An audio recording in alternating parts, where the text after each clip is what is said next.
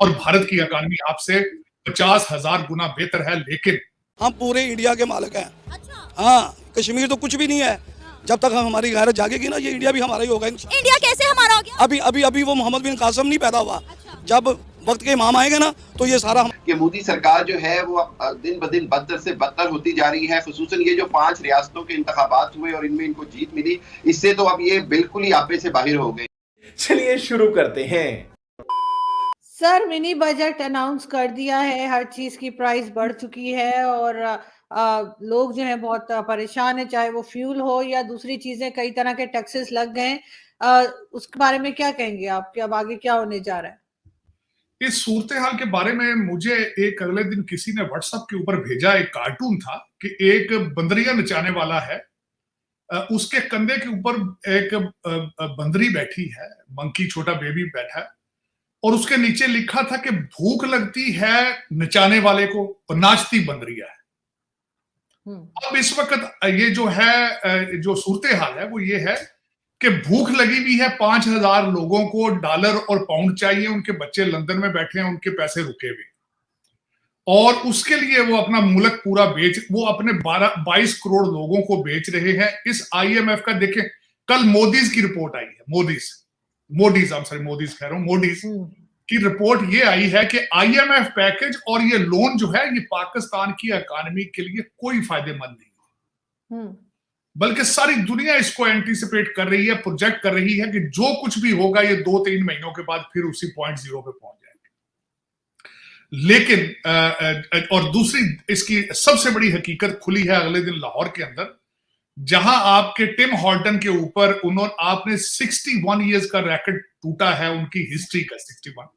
हालांकि इस वक्त 11 स्टोर उनके मौजूद हैं भारत के अंदर, और 100 के करीब उन्होंने इस साल के अंदर बनाने हैं, और भारत की इकॉनमी आपसे 50,000 गुना बेहतर है, लेकिन वहां पे रैकेट नहीं टूटे सेल के, आपके यहाँ टूटे हैं। तो वजह यह है, बल्कि मैंने आज ये ट्वीट की है कि मुल्क के अंदर 2 लाइनें हैं, एक आटा ढूंढते फिर रहे हैं और खाने को कुछ नहीं उनके पास, मर रहे हैं बुरे हालात, और दूसरे वो लोग हैं जो फ्रेंच, जिस तरह वो कहते हैं ना, लेट देम ईट केक, वो कहते हैं इनको आटा नहीं मिलता तो क्या फर्क, केक खा लेना।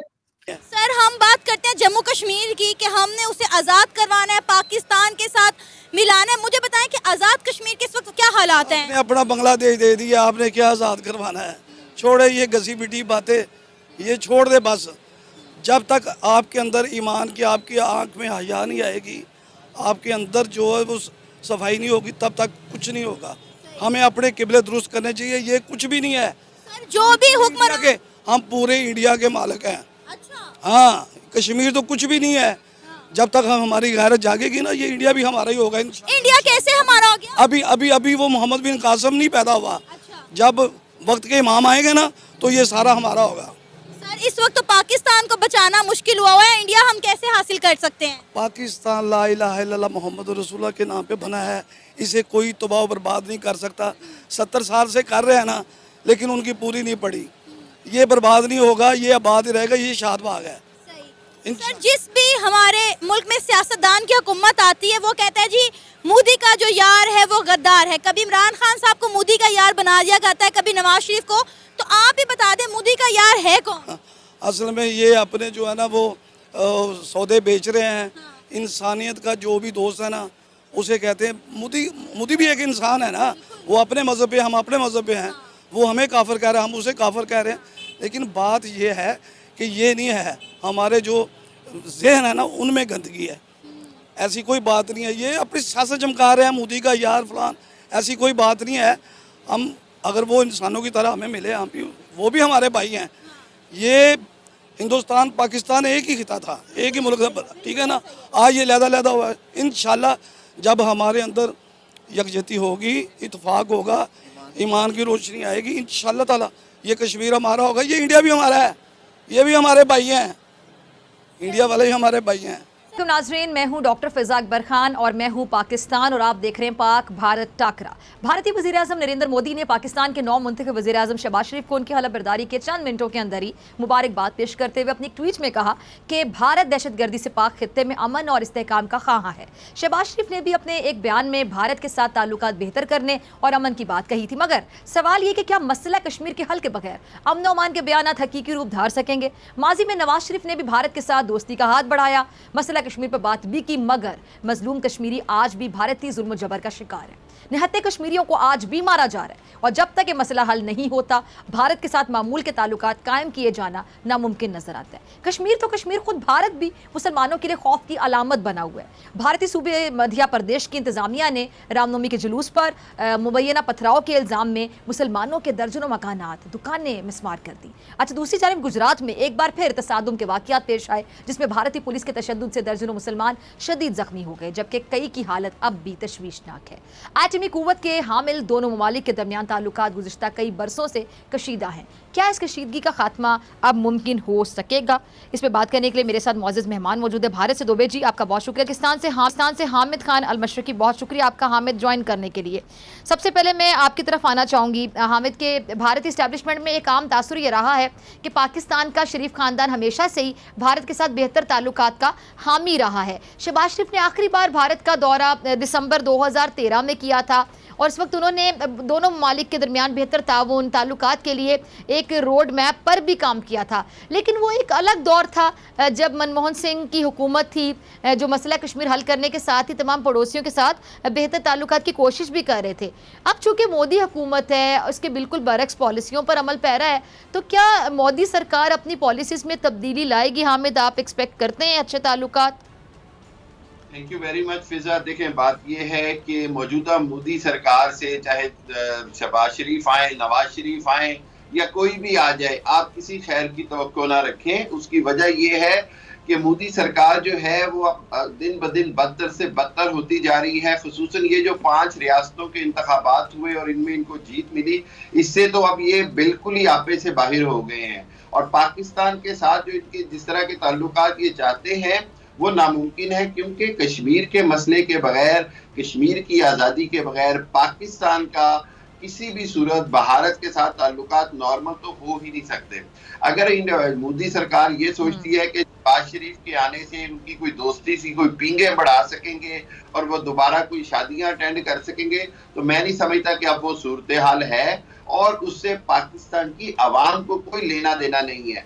फिजा, बात यह है कि पाकिस्तान की आवाम, फौज और सब इदारे एक पेज पर हैं और वो ये है कि मसला कश्मीर का हल कश्मीरियों की उमंगों के मुताबिक होना है, राइट ऑफ सेल्फ डिटर्मिनेशन के साथ होना है, हक़ खुद इरादियत के साथ होना है। कश्मीर कल भी आज़ाद होना था, कश्मीर आज भी आज़ाद होना है। जितना मर्जी अरसा भारत कब्जा करके रख ले, एक दिन कश्मीर ने आज़ाद होना है और कश्मीर की आज़ादी को भारत ज्यादा देर तक नहीं रोक सकता।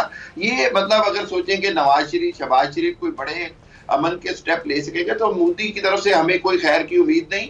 और शहबाज शरीफ साहब ने भी बड़ा स्टेटमेंट कैटेगोरिकली कहा है कि कश्मीर के आज़ादी के बगैर या कश्मीर के मसले के हल के बगैर दोनों ममालिक में नॉर्मल ताल्लुकात नहीं हो सकते। और अभी ये जो जुल्म शुरू किया है इन्होंने राजस्थान में, गुजरात में, आंध्र प्रदेश में, इन्होंने तो मतलब अपना जो मैं बार बार कहता हूँ कि 25-26 करोड़ मुसलमानों को इन्होंने भेड़ बकरियां और कीड़े मकोड़े समझना शुरू कर दिया है और इनको इस बात का हिसाब देना पड़ेगा।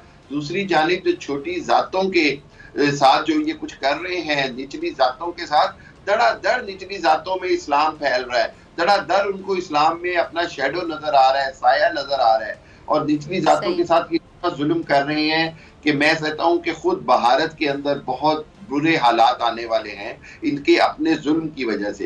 ये भारत को कहीं से नुकसान नहीं पहुंचेगा, नुकसान पहुंचेगा। ठीक है हामिद, आपकी बातों का जवाब लेंगे दुबे जी से। जी दुबे जी। फिजा, हामिद जी ने इतनी सारी बातें बता दी और उसमें जो घालमेल इन्होंने मचाया है भारत के बारे में जो भी बकैती करने से पहले, तो मुझे ऐसा लगता है कि हामिद जी पहले आपको पाकिस्तान की चिंता करनी चाहिए। क्या कारण है कि आपके यहाँ पर कोई हुकूमत एक भी कार्यकाल पूरा नहीं कर पाती। पहले आपकी हुकूमत एक कार्यकाल तो पूरा कर ले। आप ये तो बता दें किसी तरह दुनिया को कि आपके यहाँ पर जमहूरियत है। भाई कैसी जमहूरियत है आपके यहाँ पर कि अभी तक एक भी हुकूमत पूरा कार्यकाल नहीं कर पाई है। सेना कभी तख्ता पलट कर देती है, कभी कोई और कारण बन जाते हैं, और कहीं ना कहीं सेना का हाथ तो इस बार भी रहा है और इसमें कोई दो राय नहीं। अब आप अपने देश की चिंता करने की बजाय भारतीय मुसलमानों की चिंता कर रहे हैं, और भारतीय मुसलमानों के नेता ओवैसी पहले ही आपको संदेश दे चुके हैं कि आपको हमारे यहाँ के मुसलमानों की चिंता करने की जरूरत नहीं, आपको यहाँ सूंघने की जरूरत नहीं कि भारत में क्या हो रहा है। भारत का मुसलमान बेहद खुश है और सरकारें बदलने में भी सक्षम है। भारत का मुसलमान वोट देता है, लोकतंत्र भारत में कायम है, जमहूरियत अच्छा हामिद, भारत आपकी में तरफ कायम आती हूँ, है। लेट हिम हमें कंप्लीट। दुबे जी की बात खत्म हो जाए, हामिद आपकी तरफ मैं आती हूँ, आपसे जवाब लेना। आप दोनों गेस्ट हैं आज, दुबे जी की बातों का जवाब मैं आपसे लूंगी। Let him complete first. जी जी जी दुबे जी। फिजा जी, हमें दुनिया से मुंह छुपाने की जरूरत नहीं पड़ती, क्योंकि लोकतंत्र हमारे यहाँ कायम है। अगर सरकार हमारे मन मुताबिक काम नहीं करती तो हम सरकार बदल सकते हैं। हमारे यहाँ सेना को ये अधिकार नहीं, जनता को अधिकार है कि वो सरकार बदल सके। पाकिस्तान जैसा हाल नहीं, ऐसा नहीं कि कोई हनी ब्रिज बना दे। आपके यहाँ तो सुना है जो नए आपके राष्ट्राध्यक्ष आए हैं वो हनी ब्रिज भी बना देते हैं। भाई ऐसी रईस ज्यादापन और ऐसा मनमानापन हमारे देश में आपको देखने के लिए नहीं मिलेगा। आप नरेंद्र मोदी की बात करें, आप राहुल गांधी की बात करें, आप किसी की भी बात कर लें, लेकिन आपके यहाँ से संबंध बेहतर बनाने की बात की जा रही है और सबसे पहले कश्मीर का शिकूफा दिया जा रहा है। तो जनता को आप कश्मीर के नाम पर कब तक भ्रमित करेंगे? इकोनॉमी बेहद खराब है, इकोनॉमी की चिंता कीजिए। जाते जाते इमरान इकोनॉमी के बारे में कितनी सारी बातें बताकर गए हैं। इमरान बहुत अच्छी अच्छी बातें बोल कर गए हैं। आपको भारत से सीख लेने की जरूरत है। अच्छा इकोनॉमी, एक मिनट इकोनॉमी की बात आप कह रहे हैं दुबे जी, एक मिनट इकोनॉमी के हवाले से मैं आपकी तरफ आना चाहूंगी।